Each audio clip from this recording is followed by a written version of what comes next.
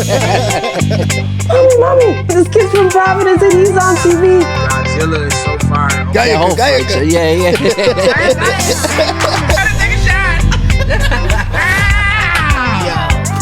Hey, don't be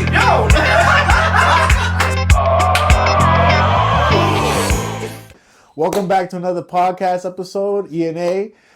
Today we got some special guests in the building, man. These cats are from Rhode Island specifically, I'm very excited. When I reached out to him, he automatically said yes. And today we got Rey David. Rey David in the house. Yep, we got Nico. And we got Andres. So what's the connection here? You got? Is this a family? No. Okay. Well, we are now. We are now. Right. Okay, I like that. Okay. So I met Andres via one of our good mutual friends. Andres was like an old school cat from around the area, right? So he went to school here. We let him tell a story, but just a little quick recap. He lived there, bounced for a few years in Colombia, did his thing. Things were going amazing. For a few reasons of life, he came back. Yeah. Now he's taking customers again, and I was blessed to have him here at my shop. That's awesome. Yeah. Nico was recommended by one of my best friends, Hector. Okay. I think his father reached out. And hey, man, listen, he's the young buck of the crew, but my man got talent. So. Yeah, how old are you, bro? 15. 15. Oh, wow, bro. 15. Yeah. Wow. Wow. Definitely wow. Cortan pelo, ¿verdad? Yep. Y preguntamos a Juan David que cómo tú conocías a Juan David. Por medio de un amigo mío que me lo presentó. Ajá. ¿Cortando pelo o? No, él me como I just came to the country like 25 days. Okay. You know, and I was here before like in 1997, and I go back to Colombia in 2009. Okay. So I just go back, and somebody told me that he was looking for a new barber. Uh-huh. So I came to be part of the crew. To be part of the team, Nice. man. Yeah, tu inglés, papi. Yeah. Listen, he's I don't like to underselling speak himself English, because Underrated. he's underselling himself because my guy here, he's been a barber forever. Wow. He's Okay. a tattoo artist. I've been tattoo living in artist. Colombia for 16 years, Okay. and I didn't, practice that much the language. Yeah. So now I'm getting used to it to a language again. So Yeah. Got you. Okay. Está bueno. But to I give you a guess. little history, my man had a whole barbershop, a whole business thing out in Colombia. So listen, when it comes to experienced barbers and just people in the business, my guy, he's a vet. Oh, okay. He's a You vet. do So- tattoos as well? That's I why used to. You I used to okay, do okay, tattoos. yeah. All right. Cool. So Cool. yeah, you know what I'm saying. So I had to. I wanted vets in the team, and my other guy Danny, who's not here. Both these guys are super reliable. They have a lot of experience in the field. They know what they're doing. How many barbers you have in here? So right now I have 3. I'm the 4th. Okay.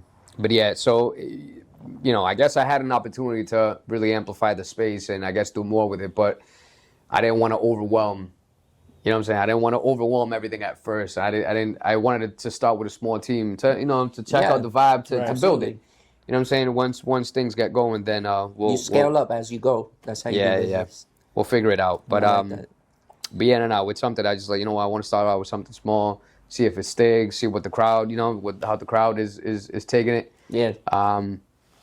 Obviously there's a million barbershops, and there's a lot of great barbershops There's a around. lot of great barbers I just wanted to come up with I wanted to come with a different concept. Yeah. You know what I'm saying? I like Yeah. that. And how long have you been open? I see the grand opening. sign Yeah, here. no, the grand opening is gonna stay all month. But no, Excited opened about last your own week. brand. We Yeah, I opened love last that. Yeah. We actually opened on the 1st.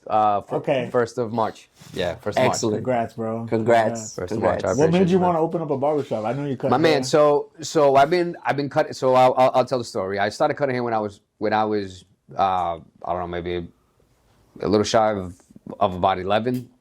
So when I came to this country, I had just turned 8 years old. This was in 1999. I came from Colombia. My mother was a hairdresser. Well, she used to work for the government, but on the side, her side hustle was a hairdresser. And so if you're a 90s kid, you know that the bowl cut was the cut to have. Yeah, If you yeah. didn't have a longuito, you know what I'm saying? You had to have a longuito. So when I came to the States, I was the only kid con el longuito. And I was telling Mom, I was like, yo, Ma, you know what I'm saying? Like, you got me I was like, everybody else is like, tenemos tilaito bien bacano, and you got me at school looking like a coconut head. So, whatever time, but she was like, oh, you look fine, you look good, you look great. And I was like, man, I hate my haircut. This sucks. And so by the time that I turned 10, one day I was like, listen, I'm done with this. And I grabbed one of her machines and I was like, you don't want to pass the machine? Then I will. I grabbed the number 2 and I was like, At 10 years old. 10 years old, took it all off, right? When she saw me, that shouldn't whoop my ass, but whatever, that was fine. And then I used to look at somebody's cuts and I was like, yo, it doesn't look too hard to do like a lineup. So just with the big machine, not even because back in the 90s, it was just the $20 wall clippers. Yeah. I grabbed those and I passed the number 2 all around, and I was like, all right, with the same machine, I try to get myself a lineup, messed myself up, but I was like, that's not bad. And then every week I was just cutting myself up. I was about 10, almost 11, I remember. My first haircut was my neighbor, and I was 12. By the time I was 13, I was now in like an 8th grader. I started cutting up some of my boys for free. I started in the backyard in Cumberland. I moved to Cumberland for 1 year. And this was by where that school BVP is, where the basketball courts and the little soccer thing, Lusitania used to be. Yeah, so I used to just cut outside in the backyard of the house for free. Like, free lineups, free temps, free everything. I was just I was butchering people up, and I was like, I'm practicing. Right. And we were all kids, so everybody was down for it. And then for like a whole year, that from there I moved back to CF. We're talking about now freshman year in 2005. By then I had a lot of people that now trusted me, so I was like, all right, you know what? I think I should start charging. So I started at $5 a haircut. Woo! When was this? $5. This was 2005. 2005. 2005. Days. $5 per haircut. Ahora todo subió, la Oh, yeah. gasolina, haircuts. $5 per haircut, $2 per lineup. Listen, we were all broke, but everyone had at least $5 or $2 for a lineup. You know what I'm saying? Yeah. So I used to live right by the Central Falls Library, like a house over, and I was cutting up in the kitchen. And listen, it just like word spread throughout school. It was like, yo, this kid cuts up for $5. Everyone had $5, and I got really popular like that. And then just every year, man, I just started taking in more clients, more people, and then the business just grew. Empresario. Yeah.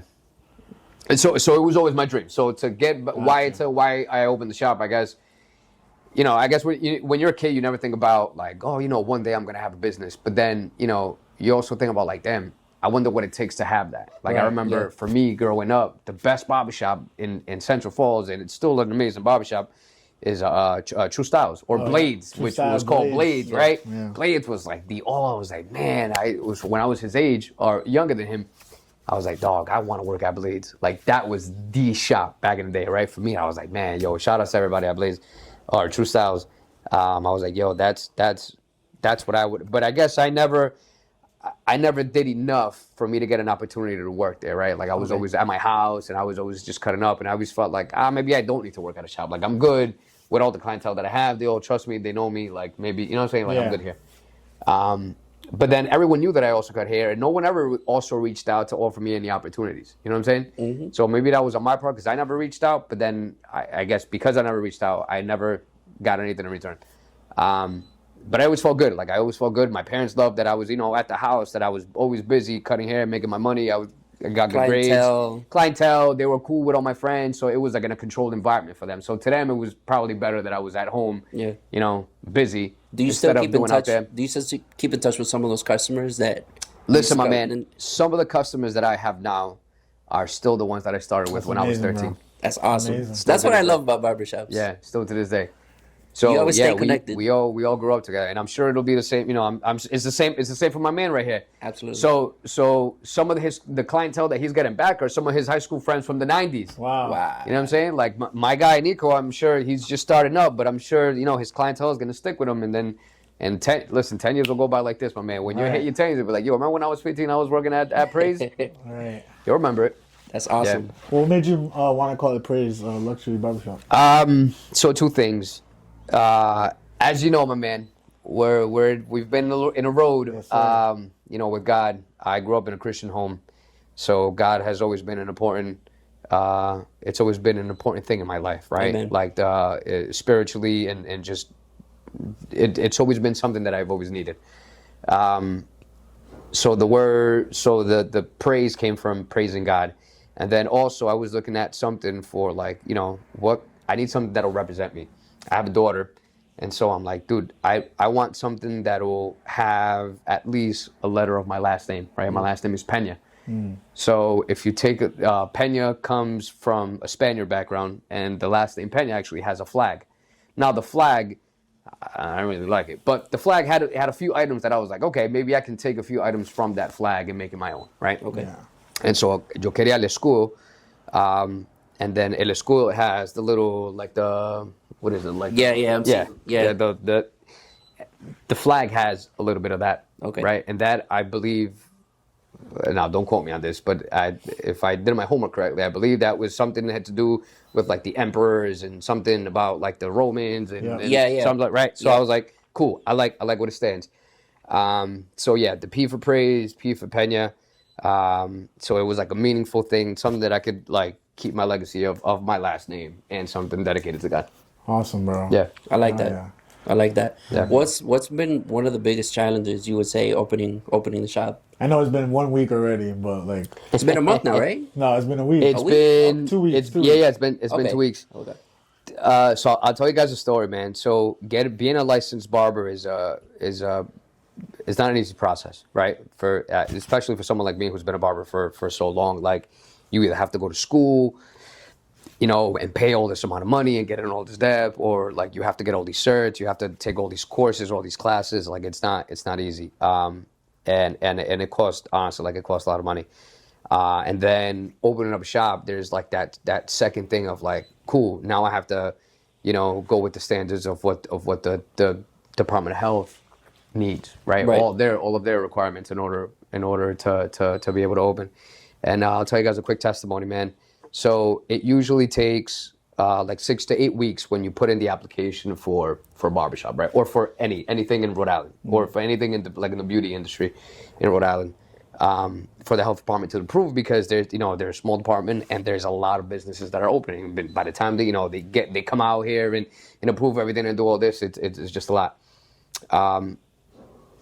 I had the spot rented already. I had already like put in the work, and I was like, yo, in 2 weeks, I plan to. So in my head, I always had March 1st.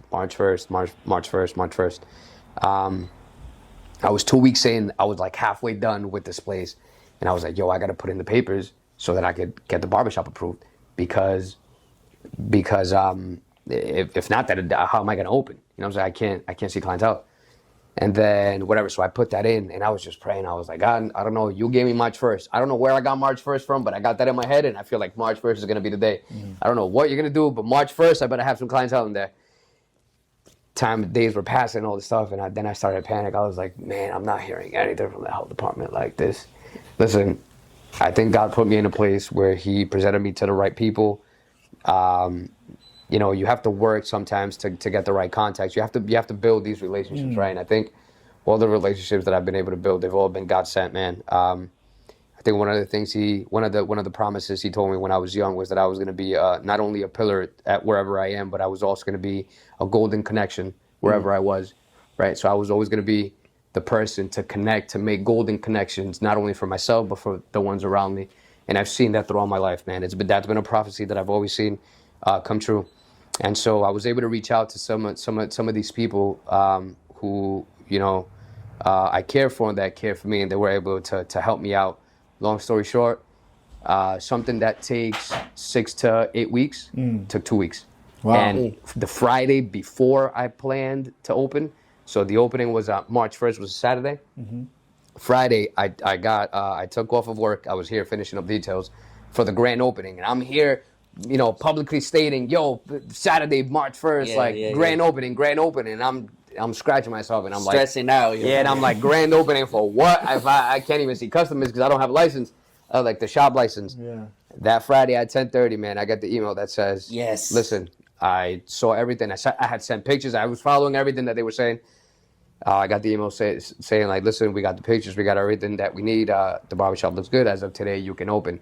My man, I haven't cried like that in a long time, bro. That's awesome, I bro. cried. I kneeled down right there and I What? prayed, and I was like, man, this was a miracle, dude. Wow. I can't even explain it. This was just God sent. The whole time, the whole month, man, it was a challenge, but it was also like I just kept saying to myself, God isn't gonna give me a dream that I'm not going to be able to fulfill. He's not going to put it in my heart and in my head that I have to do it. If I know, you know what I'm saying? He's not going to give me something that I'm, for one, that I'm going to fail at, and two, something that I'm not going to be able to handle. Right. So I was just, every day I was just here. Every day I was here. Every day I was here. Every day I would come. I did give a little prayer. I was like, God, thank you for this space. Let's make it happen. And I've just seen his hand. And so, you know, I've had side conversations with the guys here about the shop, about the opening, about business, and to be honest, man, estoy tranquilo. That's awesome, bro. Estoy muy tranquilo. That's awesome, things bro. will just happen how they need to happen. Yeah. I'm not worried about it, man. Y ahora tú tienes como, bueno, no ahora, hace mucho tiempo que tú tienes una presencia en las redes sociales, ahora, con contenido que tú haces. Yeah. How the heck did you start that? Like, My man, so I started doing social media when I was in Colombia. I was in college. This was like 2013. This was Vine. I started Vine, the 6 second. I started with the 6 second Vine. It was just, I don't know, man. It was just like my last semester in college. I was about to graduate. I'm a professional musician. Graduated from Colombia. We're gonna talk about that later too. As a vocalist. But yeah, so it was my last semester. I only had a few classes left, so I was kind of bored.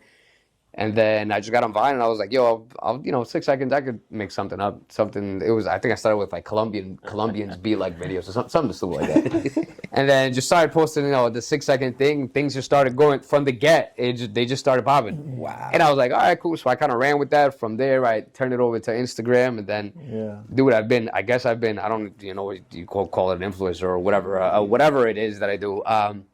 Since 2013, so it's been a long road. That's been one of the things that I've been consistent for a while, and then I stopped for a few years. You kind of go through a transition of like being a little kid to now being a man. Now I have a whole family. The wife, the daughter. Now you have a business and a job. Yeah, you evolve, right? Yeah. You go from like, this is just a little stupid thing, and now the dream evolved from just something that I used to just do for fun to now like I got my daughter involved. Now my daughter's gonna be 8 years old. And she's the star of it now. Yeah. She does great content with you, bro. She's the star. She's just the star of my page now. So it's not about me anymore. And then I think I've always told her, I was like, listen, whatever you dream, if with hard work and dedication, you can make it true. And that was when we did the grand opening. Part of my opening speech was dedicated to my daughter, and I told her, I was like, I want you to take a look at this. This is something that I've been working at for over 20 years, and I made it happen. So anything that you have in your heart, you can also do it. And she's always told me, she was like, Papi, I want to be, whenever we watch Netflix or like shows or whatever, she was like, Papi, I want to be in a movie. Papi, I want to be in a show. I think I want to be an actress. And I was like, listen, you can do it. right. You can do it. Absolutely. Crazy how you install that. Yeah. Bro, you be going viral, bro. Yeah. You go viral. I think one of your posts has like 1.4 million likes. 1.4. Oh yeah. Yeah, it's actually the most viral video. It's Crazy. A video where she tells me that she likes a little boy. And I'm like, okay. So then I go outside and cry and just like reminiscing of when she was a baby till like now or whatever. Yeah. I think the last time I checked, I had like 23 million views or something, like something crazy. Wow. Yeah. Oh, wow. Yeah, absolutely nuts. Do you like think about the content that you're gonna create? Or So it's just... funny, man, because a lot of these ideas come from her. Oh, wow. What? Wow. I don't have time. I don't have a lot of time sometimes to be looking at content, but she does. So she'll look at videos, and then in the morning she'll be like, Papi, I saw a video. We got to do this. And I'm like, all right, so tell me about the video. So she'll tell me, and I'm like, all right, cool. So let's make it our own. And then that's the thing about social media. Like, yes, you probably see my videos in other people, but you find a way to make it yours, right? Exactly. Yeah. That's awesome. Hell yeah. So why Pawtucket? Why did you choose to open the shop here in Pawtucket? I'll be honest, man. I knew the concept that I wanted, right? And I wanted somewhere where it was gonna be high traffic, like very visible. I think in the beginning I thought about Cranston, and then I was like, nah, it's too far from my clients. They're used to like the Pawtucket area, which is where I live. And I'm like, oh, I live right where like North Providence and Lincoln. It's like Pawtucket, North Providence, Lincoln. Maybe I'll do North Providence. And then it's just that I couldn't find anything that I liked. And then this spot was actually, my mother passed by and she called me. She was like, yo, there's a spot right here on Smithfield Ave. And I was like, I don't know. And then when I passed by, I don't know, I came, when you just got that feeling. Well, actually, I lied. when I first saw this, I was like, I don't know, dude. The way this shop looked before, I was like, man, dog, I don't know if this is it. This building has 2 other shops, and so when I took a look at those, they were a lot bigger, a lot more spacious, and I was like, but I was thinking of the final dream, the final product of where I want to get to, and I think I wasn't thinking of, you have to get exactly what you said. You start small, you slowly build, right? Yeah, scale up. This is why important to have the rib right next to you. The rib was like, yo, you need to start with the small one. Start with the small one because you can handle that. Make it your own. Start it up. Give it time. Then you scale. And I was like, nah, stop it. Let me do what I want. I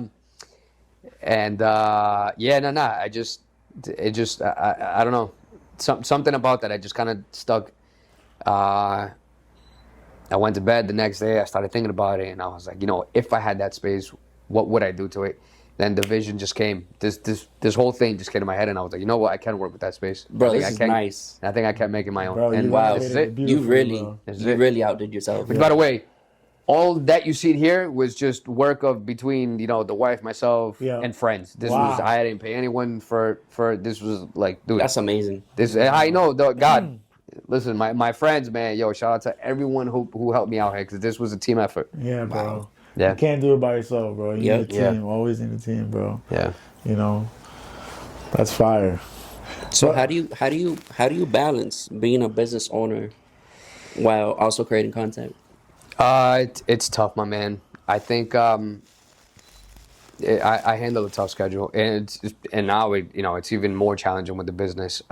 So the mornings I dedicate to, I get up in the morning, the wife goes to work. I'm in charge of taking my daughter to school, like getting her out of bed, getting her ready, uniform, doing her hair, breakfast, and taking her to school because I start work at 9, and she goes to school at 8:20. So the morning routine with her is my time with my daughter, right? And so part of that time is when we dedicate to making videos every morning. And then I go to work, I do my shift. And then after that is when I come here and I deal with the shop and I have the guys. But that's why I was so concerned about having, a solid team. That's important. A solid team. And I'm confident that, we brought the solid team in here. Absolutely. I'm confident in these guys. And so far I've seen great results in 2 weeks. That's important. It's important to have a crew. Yeah. Yeah, man. What's the best advice that you've heard or received in your life? That's a big one. Best advice that I've heard. Man, I don't know. I have to think about that one. I've heard some great things. One that stuck with me, I can't even think of right now. But Good. but maybe when the people say if you're gonna do something good or don't do anything. Or don't do it at all. Right. Yeah, that I've heard. And I heard that one a lot when I was doing this. It was like, and that was something that I was also like repeating to myself. I was like, take no shortcuts. Like, if you're gonna do something, do it right. If you're gonna buy the equipment, buy the right equipment. Exactly. You know what I'm saying? Like, Do it right the first time. Do it right the first time. I've learned my lesson being cheap, especially with machines and stuff like that. I was like, you got this one that's like $300. I'll buy the $150 one, and then in a few months it's just like, man, I should have bought the one I wanted. Yeah. I hear you. So if you could cut the hair of any celebrity, who would it be and why? It could be. It doesn't have to be. It could be Spanish as well. Anybody. Just To be a local celebrity. living. Not fast. Yo creo que esa Have to pregunta specify. es como una de esas tricky questions de las que le hacen a las reinas, como que a las reinas de belleza, Tengo que tener la mano así, okay? Man, someone. Who do I admire? That's like a living. Dude, I don't even know. Top 5. Top 5. Musical artists. Musical. Oh, jeez. Damn. I guess. This person walks in the room, you drop everything, you cut their hair. You take the client out of the check it out. Cerramos Listen, todo. I know this would. I mean, I can never say never, but the chances of this are so slim. But if Jay-Z walked in, this man, I'm kicking everybody out. Jay-Z. That's a big If one. Jay walked in, I was like, yo, Jay, I'm gonna just charge you 100 real quick. You know what I'm saying? Yo. 100 mil. That's funny. That's awesome. That's funny. So let's talk about a little bit about the music side. So you guys met through music. Yeah, I met Juan David through Josh, Yeah. Jason. Yep. We did the Colombian Festival back in 2015. Yeah. Bro, talented artist right here, talented vocalist, man. Talk to the audience about like how I know you started in Colombia. Yeah. But like what made you continue to do that? Like you know so many people, like you're connected really well in Rhode Island. Yeah. So like to get that Colombian festival gig was like super dope, bro. Yeah, so it was weird how it happened, man, because I had just graduated college in Colombia. I had just graduated music school, and I came back. And then when I came back, I was just looking for a job, like job opportunities. And I was like, yo, the only thing that, I mean, I just went 4 years, to become a musician. Like, that's the only thing that I actually want to do, right?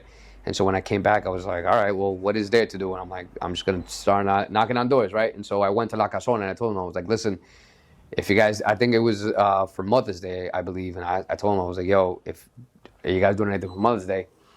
They were like, what do you mean? And I was like, I'm a musician. If you guys want a singer, I'll come and I'll sing for Mother's Day. We'll do something special. And they were like, all right, well, I've never heard you sing, but you kind of look like a musician. I guess that back in that days when I had long hair. Yeah, like, yeah. You know what I'm saying? You know, He sold the part. I had long hair thing going on. Looked like, the Rico Suave thing. And then, Jack. and then the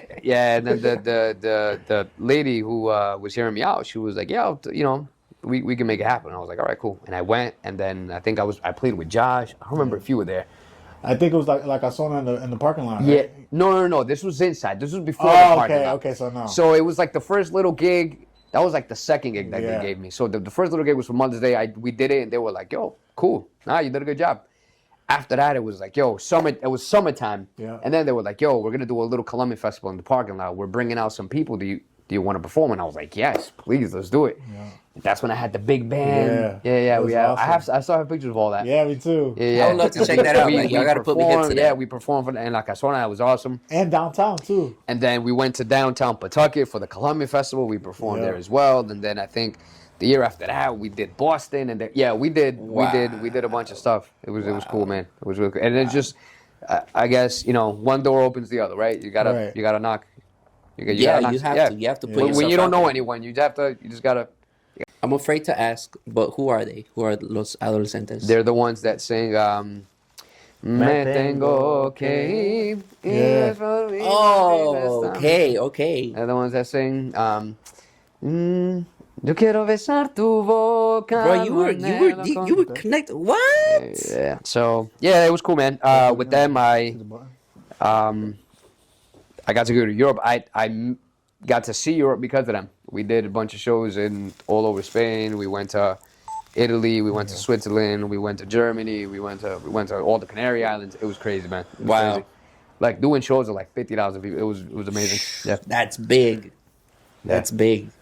That's amazing.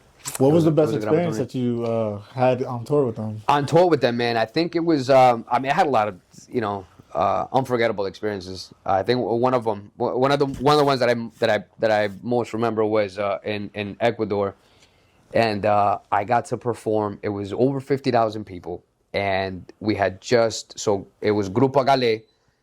They had just finished their Colombian salsa group. They got off the stage. Then we went. And then after us, it was Grupo Nietzsche. So we opened for El Grupo Nietzsche. Wow. And I was like, oh, dude, this. It was like, and it was such a big stage that you couldn't see. People looked like little dots. Wow. Because it was like far. It was at night, and all you saw was just like a long crowd of people all the way. And I was like, yo, it was almost intimidating. Like you get on that stage, I was like, yo, this is like a pro stage. Like this is not something. But you feed off that energy, right? You're there, your heart's racing, and you're like, wow, this is. Yeah, it's awesome. Do you still currently do music? So is that something you'd probably get into again? No, I mean I don't know. The dream has changed a lot. I can never say never, right? But I've focused that energy on family and on other priorities. Yeah, I lived that life, when I was single, and that was a really really cool experience. But I also, just like I saw the positive things, I also saw the downside of it, right? So I think I was smart enough to get out when I did, and hey man, I got the benefits that I needed at the time, and it was a season, I'm good. Yeah. I'm good with the experience that I got. Mm-hmm. If it ever happened again, I'd welcome it. But think right now I'm on to God needs me to do other things. So I'm good. Absolutely. And you're doing it very well, man. Yeah, My gosh, bro. the testimony behind this shop, and all the lives that it's gonna bless in this community, So, I think I know your pastors. You go to NGC? Yes. Love that church. Listen, bro. man, I need to do a better job of going. I need to do a Pastor, better which job. camera of, is it? Yes, I'm Pastor. sorry. I'm sorry, and I need to a better job of bringing my family around. But the change starts with me, right? Yeah. And I have to be the pastor of my family. So, Yeah. it's been let's say when you grow up in a Christian family and just like the testimony of many, you kind of rebel yourself out for like a few years, and then God is just always there, kind of hooking you back in. Like you can never fully get away. Right. And I don't mean that in a bad way. It's always like Yeah. you because you know the word, because Exactly. like Sewed you into your feel heart. it. Yeah. You feel it. You're Right. like, I'm Time to come back. going to this way. I gotta yeah. But at least you recognize that. Oh, no, you I know do. what I mean? I do. Absolutely. Yeah. Absolutely. What pushes you to continue to do what you do? Like with the shop, your family, the content. My man, the I music? think that God put me in a place where He doesn't want me to fail, and I think if He gives me the motivation, the ideas, the strive, and He just puts things in my way, and they just all work, and and they don't work because of me. I'm a regular Joe. Right. I'm no one. But whatever project He always puts me to do, and whatever idea He gives me, even if it takes a long time to go, I've always seen myself I've always seen myself, do the hard work, and then I see, okay, I get it. I understand now why I had to start from here. Yeah. I see the end goal, right? And He always puts me in places or gives me these ideas where I start out from the smallest of the smallest, and always finds a way to bring me all the way to the top. And I've just always seen it in my life.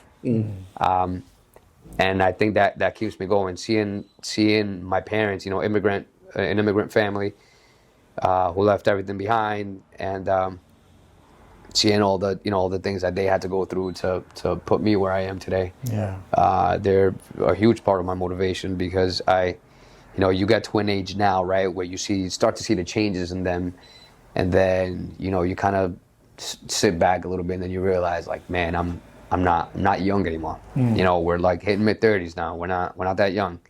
So I really have to be careful of the decisions that I make, right? Because it not only affects me anymore, it affects my parents, and now it affects my family. Right. And I want to get to a certain position where, I could hopefully do everything for my parents, like all the stuff that they were able to do for me, right? And then, and that's the little fire in me. Sometimes I'm like, man, I have to work a little harder, because I want them to be alive, for them to see that I can.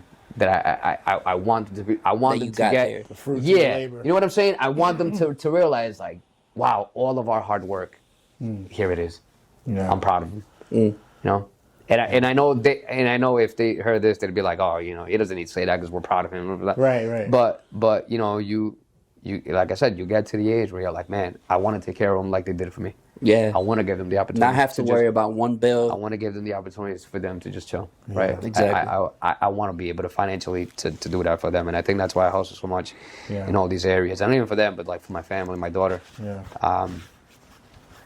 And that's a huge part of my motivation. Yeah. That's a great motivation to have. Your parents are good folks, bro. I remember meeting them. Yeah, man, they're Good good vibes, people. good They're energy. good people, man. They're very loving. Yeah. I remember. Very, very welcome. Yeah. Good food, I imagine. Colombian household, right? Yeah. Tell us about Colombian food. Those What's late up? nights practices in the garage. Yeah, in the garage. You remember that? Yeah. No, my parents are very caring, man. They've always been. They've always been very welcoming to any ideas, anything that I've always wanted to do. They're like, all right, let's do it. What do you Support. need? That's awesome. Yeah. They've always been, man. They've been the backbone to everything. They're like, all right, is this what you want to do now? What do you need? What do you need? They've been the ones that have always pushed my ideas further. Like, tell me what you need. Cool, that's what you want to do? All right, we got you. All right, you put this up. I mean, they've never just given it to me. It's always been like, if that's what you want to do, you do this. and we'll do this to push you ahead, right? But they always want to see me put in work as well. So nothing's been given, but they've always supported me to continue to further, all my dreams. And since they installed that in you, now you're installing that into your daughter. Exactly. So it's just like a generational thing too. It's beautiful. It's beautiful. Do you have any content creators that inspire you? Any content creators that inspire me, man? Mundo Latino. Listen, I started with some of the right? old. Yeah. I started with some of the old school guys, man. I started with, like I have a crew of in Colombia. Actually, we started here in New York. Is Te Amo Hijo, Miguel Inchis, Johnny, Pauli. It's like that was the team. We all moved to Miami. We all did content together. But this was like adult. It was like more of adult content. This is when I was younger. Yeah. We did a lot of that. Some of the guys when I was doing Vine, it was like Matthew Whitney. It was so many Colombian dudes that I grew up with doing content. Mi Dios Te Pague, Camilo. Great dudes, man. Great dudes, and they stuck around with it. Now, they're in the millions of followers. The issue that I had was that I wasn't consistent throughout my tenure. Obviously, I had life responsibilities and stuff to take care of. So, but hey, man, listen, things are popping now. So, like I said, for some things, it's been the long road, and I'm like, God, I don't know why it's happening, but I'll just let you lead it. Right. It wasn't. I understand now. I wasn't doing the right content. He didn't want me for people to see me doing that type of content. Gotcha. I get it now. That's a big thing to say. I get it wow, now. That's bold. I get it now. The content now makes sense with my lifestyle, with what I'm trying to do, with what I'm building for my family, for the legacy. Yeah. It makes sense now. So It's kind of like God wants you to get a different type of shine. And I respect that. The image too. Yeah. Your image. Yeah. So I welcome it. Yeah, Absolutely. Talk a little bit about, you were talking about earlier, your production, your film. You have like a film. Yeah, production? yeah. So it's a business that I've had since like I believe 2020. And I'm not into it as much as I was before. But yes, it's called King's Films, and it was like a production, video production and photography. And so yeah, we did quinceañeras, weddings, just a little bit of everything, man. I had a whole team. And then we had a whole crew. Then it was just me, and then I kind of let it die because again, dude, just busy with other things. And then, I tried out for a really long time, and it's something cool. I felt like at the time I needed like a creative outlet, and that was my creative outlet. But I think I like this a little better. Out of all the options, I think this was more me. Yeah. Gotcha. So yeah. It'd be funny seeing you do some funny skits in here. In here, your bro. clients. Yeah, it'll be Listen. cool. That's the next thing, right? Ya comenzamos. So, Ya for comenzamos. Yeah, okay. Ya tranquilos. Just follow the page. Praise Luxury Barbershop. You'll be seeing some content. Don't worry. Hell yeah. You guys- I'm excited about that. Hell I'm yeah. excited about that. Yeah. It looks great in here. Yeah. Is there anything else that you have coming up? Any projects coming up that you want to say, or any more people that you want to shout out? Yeah. Listen, man, I do. In terms of this barbershop, this whole project, I not only want to thank Andres and Nico or my guy Danny, who's not here. I also want to thank the friends who stuck by me during this whole project and making this happen.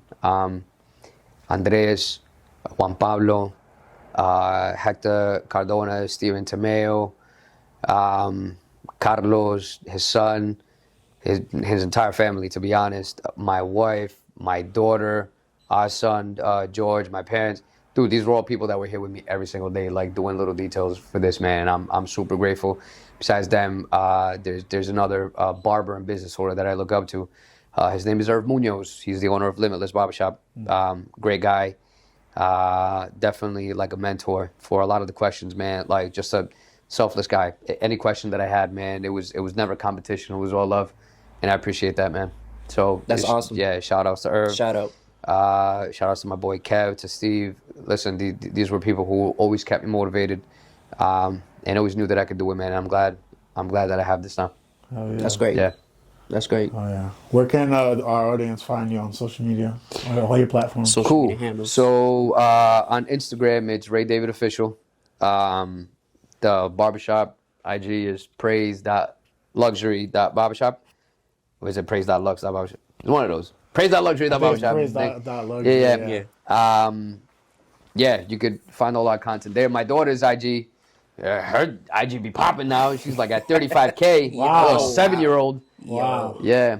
Hers is Sofia Chicos. Okay. So yeah, you can find our videos, through any one of those pages, and yeah, hopefully you guys will follow, like, share. Absolutely. We're here to support. Yeah. We want to see you win. Yeah, And if bro. you come to the business and hopefully you like it, we want to make this whole experience, man. Not only do we have the haircuts, we have the facials, we have a machine back there that's called La Máquina de Ozono, which is it's like a spot treatment, right? So it's like it serves for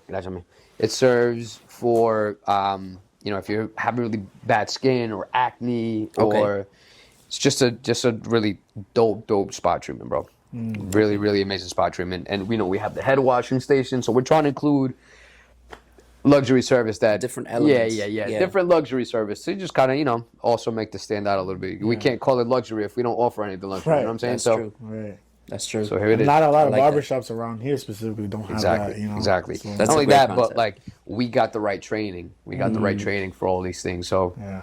we're good, man. Yeah. Very good. Well, man, we appreciate your time. I appreciate you Juan fellas David, coming. man. Thank you. We pray prosperity over your Thank you. life, over Thank you, your my man. business, over your Appreciate friends. you. Thank you, Andres. Thank you, Michael. Thank you, my bro. And we appreciate you, man. Thank you, bro. Thank you so much. Yes, sir. Thank you, Andre. That's it. Thank you for watching another ENA episode. We out. Está peligroso. Si mañana muero, yo espero que nunca olviden mi rostro y pongan un tema mío el día que traigan a Otto. En la caja la bandera azul clarito y que recuerden que siempre fui yo, siempre fui Benito. Métele más que yo, tú eres loco.